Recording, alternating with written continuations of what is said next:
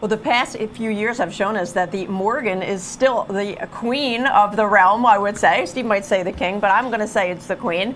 It's very, very popular. But up next, hey, let's go back in our time capsule to the late 1890s, pre-1900 original Morgan silver dollars, uncirculated. Wait till you see these prices, folks.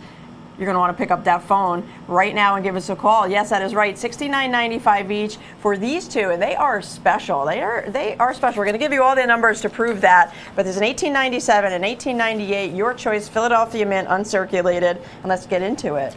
Well, the storyline on these two is just outstanding, right?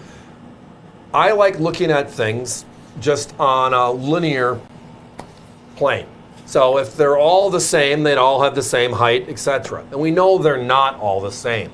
But the Morgan dollar is our largest silver dollar, our largest silver coin ever in circulation. It came from the big silver find out west, the Comstock lode. And because of that silver find, we no longer had to have foreign coins as legal tender in this country. Spanish and English coins were legal tender until 1857. We finally had enough silver to make a silver dollar again. So they petitioned the U.S. Mint, they petitioned Congress, they passed the bill called the Bland Allison. I mean, if Allison would have been the Crazy Allison Act, but there is no such thing as a Bland Allison. No, there's never a Bland Allison. Morgan. But I digress. That was 1878, and the rest is history. They made 28 P's, 28 S's. They made 26 O's. They made 13 Carson cities. They made 1 Denver. It was just a great storied history. But when you look at just mintage figures, these two really stand out. But it's not the only story. The mintage figures on these, well, it's number 7 out of 28 and number 9 out of 28 on the Philadelphia side. So rarer than average coins. But the Pittman Act of 1918 is really where everything changes with vintage Morgans. So this is what happened in the year 1918. So the situation was Great Britain had a little bit of a silver problem on their hands. You know, they were in the midst of World War I, and they needed silver bullion to back the millions of British banknotes, particularly in India, where the German forces had incited Indian citizens to cash in their notes for actual silver. So the resolution was, there was a guy, his name was Key Pittman. He was a senator of Nevada, and he stepped forward with a proposal, right? Now, he passed his bill. It was called the Pittman Act. It was in 1918, April 22nd to be exact.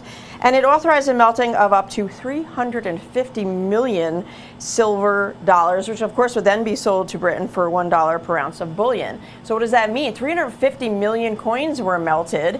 And this is the year 1918. So what happens? They don't go and melt the ones they made in 1878, right? They'll melt the most recent ones and going back from that door in the vault, so to speak. Again, the door in the vault story is actually perfect here, or the vault. You have a big barn, right?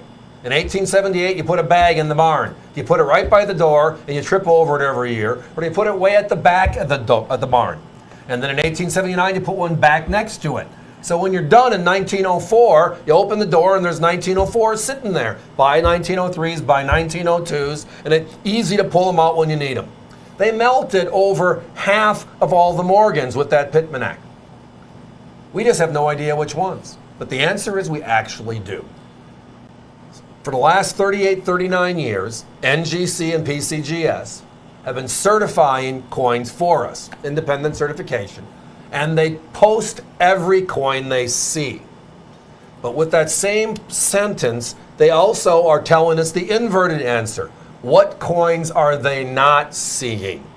And if you follow the coins, it almost lays flat on the Pittman Act. Go 50% backwards, draw a line. These are rare, these aren't as rare, and that's kind of where it is. Those numbers, though, matter.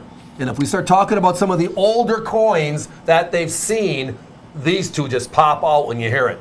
So let's start with 1897 for Philadelphia. The population for that's 47,791. By the way, the 1898, 56,373. What does that mean? It doesn't mean anything until you compare it to something else. So let's store that information on the side, and now let's go into coins from a decade earlier. The 1880s, the ones that were further back in the barn. So 1880, San Francisco, 1880, 379,000, 81, 605,000, 83, 313,000, and it gets even higher, 84, another one, 502,000. All of those dates I just referenced have similar mintages to these two, but again, 379,000, 605,000, etc. Do you remember the numbers I gave you for these two? 47,000 and change, 56,000 and change. Now the other part, it's again, we are numbers crunchers inside of being collectors. Because again, if we have choices, there's 20 choices for Morgan dollars right now. And our competition has them at between $100 to $150 each. Which one's the better buy? Well, I'm going to look at them for quality, if everything is equal. Because again, with all collectibles, like with real estate, location, location, location, it's all about quality, quality, quality, right? So if quality is off the table, we're talking about uncirculated, then there is a difference. There's coins we can't find. There's coins, I mean, trust me, if we had 50,000 coins of either of these two to bring to NGC, we'd still only be 1/5 of what they graded in 1881 at San Francisco. 1/5. That would be finding 50,000 coins. The actual number on the 97 is only 47,000 and change. The 98 is only 56,000 and change. Oh, and by the way, the prices, the coin prices on those 1880s dated O's, P's, and S's that Allison rattled off are all 120 to 150 each. We have rarer coins, significantly rarer coins, same uncirculated condition for a fraction. That is $69.95 each. It's available your choice. It means join us with either date, both dates, multiples of one or the other. All you have to do is pick up that phone, give us a call. Each one of them has their own item number, so reference that to your operators. If you're joining us via the web, head over to avccoins.com. We're going to put that 1-minute clock up while we just review this one more time. But if you're at the website, again, avccoins.com, just enter one of those item numbers one by one to the search bar, add the quantity that you'd like, process at checkout, come back to the show. It's very easy. You could also scan the QR codes on the top left, and it'll bring you right to those pages. Each one is individually capsulated, just like you see. These are uncirculated, beautiful detail, bright blast white beauties, just like you see on your screen. Number 7, number 9 in the mintage figure charts. That's check. Rarity, you got check. As far as the mintage, that's the mintage figure. As far as the populations, another great point to reference. You have a rarity factor there. 47,000 known, 56,000 known. Not 380, 605,000 known. These are special. Now let's get to the ultimate, which is where are we in price? Competition has these two beauties in the 130s. We're half the price tonight. Half the price. So we love to talk about Morgans. We're always going to pick out the coins we can find. But when we find a few of these special ones that have just a much better story, and we can still bring them on at $69.95, everybody wins. Thanks for listening.